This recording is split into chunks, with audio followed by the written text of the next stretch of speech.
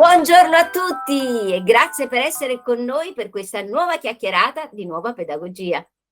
Oggi abbiamo una persona, abbiamo reinvitato una persona per noi, insomma, significativa dei nostri percorsi, che è Isha Fois. Ciao Isha. Ciao Adele, ciao a tutti e a tutte. È un piacere essere di nuovo qui. Io ti vedo un po' emozionata, Isha, ti piace l'argomento di oggi, vero? Certo, quando le cose ti sono vicine al cuore ti emozionano sempre. Sì, perché oggi, visto che noi comunque come nuova pedagogia trattiamo, ci occupiamo insomma di homeschooler, di scuole parentali, ma anche di docenti divergenti che nelle scuole pubbliche stanno portando un'innovazione, abbiamo pensato di chiedere a Isha, che è docente di geografia umana presso la Salford University di, aiutami, Manchester? Manchester proprio non riesco, quindi vive in Inghilterra, o meglio dire, vive in giro per il mondo, ma vive in Inghilterra da diversi anni, insomma insegna in Inghilterra da Sì. diversi anni, e abbiamo chiesto proprio di portarci questo suo modo di trattare la geografia in maniera, secondo me, assolutamente divergente. Ma partiamo subito dalla prima domanda. Cara Isha, a che ruolo avrà secondo te la geografia nel mondo che verrà?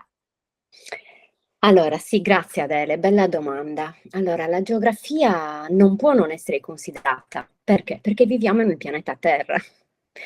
La geografia non è altro che la comprensione, diciamo così, del territorio, del luogo in cui viviamo in relazione a quelle che sono anche le dinamiche umane.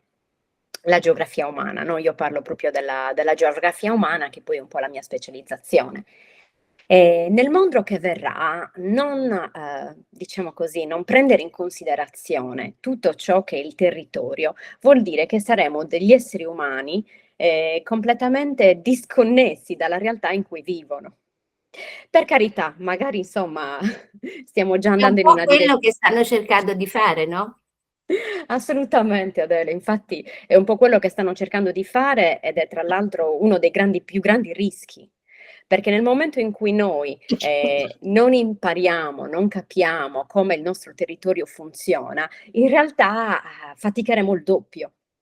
Quindi nel mondo che verrà l'ideale è una società dove il luogo, il territorio, le caratteristiche ambientali, culturali, sociali vengono prese assolutamente in considerazione come primo punto di riferimento, come primo punto di ricerca, per qualsiasi iniziativa si voglia fare, dall'economia alla cultura, al turismo, ma nel momento in cui noi partiamo dal territorio sappiamo già che praticamente siamo ad un buon passo. Ecco, chiaro. Mi scuso per la voce un po' bassa, ma questo periodo di freddo mi porta calo della voce. Bene, ma allora per, diciamo, portare avanti questo tema che ti è così caro, che cosa stai facendo adesso nel presente? Allora, prima di tutto adesso insegno geografia umana, poi magari vi racconterò come ci sono arrivata alla geografia umana, ma insegno la geografia umana agli studenti universitari dell'Università di Salford e cerco di insegnare la geografia umana in un'ottica un po' più critica, perché anche lì, insomma, può essere insegnata in molte maniere, no? Mm. Quindi cerco anche di farli riflettere di quelle che sono le varie situazioni globali, quindi partiamo molto dalla globalizzazione, dal colonialismo, in modo che loro percepiscano il territorio con gli strumenti propri, diciamo così, che non sono solamente anche dati dai numeri, ma sono anche proprio dati dalle esperienze, dalle persone. Quindi la primissima cosa che faccio è proprio quella di insegnare geografia umana in una maniera, se vogliamo, un po' alternativa. Infatti, in tutti i feedback che mi danno, mi dicono sempre che i miei approcci sono un po' diversi da quelli dei miei colleghi. Io lo voglio prendere come un complimento, Lo è, però...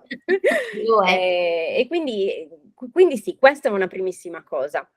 La seconda cosa che forse faccio nella mia vita è quasi anche un desiderio di ritornare alla terra, nel senso che in me nasce sempre di più il desiderio di conoscere di più il territorio in cui io vivo o in cui magari andrò a vivere e quindi partire da proprio quelle che sono le risorse naturali di un posto. Quindi questo magari sono anche degli altri sogni che ho, oltre a quelli dell'insegnare, ma diciamo che sarebbe anche proprio il desiderio di capire se delle forme comunitarie si possono creare o meno nel mio contesto. Perché la seconda parte effettivamente del mio lavoro, oltre a insegnare, è anche quello di essere una ricercatrice. E per anni ho fatto una ricerca di dottorato sugli ecovillaggi in Brasile e in Italia e anche con dei casi di studio nel Regno Unito. Quindi ho avuto una grande passione per anni sul discorso ecovillaggio, comunità, visti anche in una maniera critica, perché in realtà poi non è così facile Beh, creare certo. un ecovillaggio. Quindi è stata una ricerca di parecchi anni dove ci sono state anche varie pubblicazioni e quindi questo è un po', diciamo, il mio interesse attuale Certo, nell'ambito è della come se tu stessi concretizzando o tentando di concretizzare tutta questo approccio teorico che questi tuoi studi che stai portando ricerca. avanti da anni, ok? Beh, del resto, essendo tu poi di origini sarde, parlare di riscoperta del territorio è già bello di per sé, perché tu vivi, cioè provieni da una matrice sacra che la tua terra rappresenta benissimo, quindi diciamo è quasi d'obbligo per te questo lavoro, questa riscoperta, questo avvicinamento anche, no? Certo, anzi, in realtà poi è stato molto interessante perché poi alla fine, mentre andavo, insomma, a fare progetti di ricerca nelle zone rurali, in Cina, in Brasile, eccetera, poi alla fine riscoprivo sempre una chiamata verso le radici, una chiamata verso la terra, come se ci fosse quasi un desiderio in me di mettere in pratica tutte le cose imparate in Certo, questi anni e poi vedere se effettivamente si può creare qualcosa, sì, se vogliamo, di divergente, qualcosa dove la geografia e la terra è veramente al centro di sì, una scelta sì. di vita. Come sai, io lo dico spesso, per me uno dei miei motti è la conoscenza ti renderà libero, ma la conoscenza per come la intendo io è la messa in pratica Certo. di quello che studiamo, perché se no rimane pura, capito, nozionismo che poi però non ha Eh, nessuna applicazione, nessun frutto, non produce niente, è vuoto, metto roba nel cervello che mi serve a me e basta, poi quando muoio ciao. Invece no, è molto importante creare, diciamo, fisicalizzare l'idea, mm. renderla fisica, no? Sono d'accordissimo, d'accordissimo. Infatti proprio per quello che nella ricerca cercavo di capire come queste persone, da un sogno di creare un ecovillaggio, siano riuscite a materializzarlo. Quali sono gli strumenti, quali sono stati i passaggi? Perché secondo me credo che proprio la materializzazione dei nostri sogni in realtà sia la missione che ognuno di noi debba avere, no? Sì, Poi sì. se questi hanno anche un proposito più grande, anche meglio, però in genere dico, no? Il Quindi maestro tibetano dice, per esempio, che nel futuro, che sarebbe il presente, perché lui l'ha detto negli anni 40, nel futuro si vivrà solo in gruppo, si sopravviverà solo in gruppo. Quindi in realtà noi dovremmo andare verso un tentativo di vita comunitaria, cooperativa, che è una cosa abbastanza difficile perché? Perché noi non siamo allenati a questo, no? A scuola non ci allenano a questo, ci allenano alla competizione, tu lo sai. Ma Isha, dici che cosa, qual è stato, diciamo, quell'appiglio che ti ha così affascinato da farti decidere di percorrere questa strada della geografia umana? sì, allora tutto iniziò effettivamente quando facevo l'università, quando studiavo economia e management all'Università di Cagliari. Ho fatto quindi 3 anni di economia, poi ho fatto altri 2 anni di economia aziendale, quindi insomma sono uscita dall'università con un bel pacchetto per poter per lavorare nel campo della consulenza o dell'imprenditoria, eccetera. C'era una cosa che per quanto io comunque fossi una buona studentessa, perché poi alla fine mi appassionavo, però io trovavo, a parte alcuni corsi, trovavo l'economia un po' arida. C'era qualcosa che io la trovavo, non per il fatto che fosse astratta, però c'era qualcosa che per me Cioè, Non ti tornava, non mi tornava, sentivo la non mancanza di ti qualcosa. risuonava. Esatto, questo qualcosa però l'avevo trovato in un corso di geografia economica. Mh. Dove effettivamente si iniziava a parlare di più di paesi, di stati, di quello che succedeva in determinate dinamiche, di come la cultura, creava un impatto abbastanza notevole in determinati contesti, dalla cultura alimentare, una cultura spirituale e religiosa, come funzionavano le società, come invece era la vita rurale. Quindi cioè, quando si parlava anche dell'economia da questa prospettiva, per me era molto più interessante, cioè riuscivo a dargli delle fondamenta che per me nell'economia non sentivo. Quindi è da lì che poi sono andata dal mio professore, gli chiesi, guarda, io vorrei fare la tesi del master in geografia economica, e poi avevo vinto una borsa di studio per andare in Argentina e Che studiare bello, comunità rurali. che bello. Ed è Quindi così che veramente è sì, nata sui banchi di scuola allora questa passione. sì, è nata sui banchi di scuola e in più prevalentemente è nata quando poi ho iniziato a fare ricerca sul campo. E lì ho visto che la ricerca sul campo, i dialoghi con gli agricoltori o con gli artigiani o con Mh-mh-mh-mh. qualsiasi tipo di figure o di attori economici era molto interessante, perché allora lì si capiva veramente che cos'era la geografia economica. E poi da lì si è iniziato il dottorato in geografia economica, prima La Sapienza, poi si è spostato verso Newcastle e poi da lì è continuata, insomma, da più di circa 12 anni che sono in Inghilterra. Caspita. E tutta questa meraviglia verrà insomma offerta agli studenti della Libera Università, che ricordiamo è un'università che porta temi divergenti nel suo programma e che è aperta a tutti, che non, insomma, noi non chiediamo titoli di studio per partecipare, per noi l'importante è studiare, conoscere, dare delle opportunità finché si campa, anche non c'è un limite d'età alla Libera Cioè, Università, ecco. E quindi parlaci un pochino, ma brevemente, di quello insomma, che sarà il programma che poi dal 21 marzo svolgerai in 5 incontri alla Libera Università, quindi corso online. sì. Allora, prima di tutto voglio dire che sono molto contenta di, offrire questo corso non a degli studenti universitari, ma anche magari a degli studenti universitari, nel senso al di fuori del contesto universitario. Sono molto contenta perché poi magari, insomma, ci sono persone con background diversi, esperienze di vita diverse, eccetera. Quindi è una C'è grande sempre uno scambio, no? esatto, esatto. Quindi è proprio bello anche poterlo offrire ad adulti, insomma, quindi sono molto contenta. Allora, io ho cercato un pochino di racchiudere, nel corso quelle che forse sono le cose che mi hanno appassionato di più. E quindi ho preso un po' anche degli spunti da alcune lezioni che faccio, da corsi diversi, per cui iniziamo parlando di geografia umana. Secondo me la prima lezione va fatta parlando di che cos'è il geografo, di che cos'è la geografia umana. Vi vorrei parlare anche un po' di ricercazione. È Mh-mh. proprio il fatto che il geografo sia anche, se vogliamo, anche una sorta di attivista.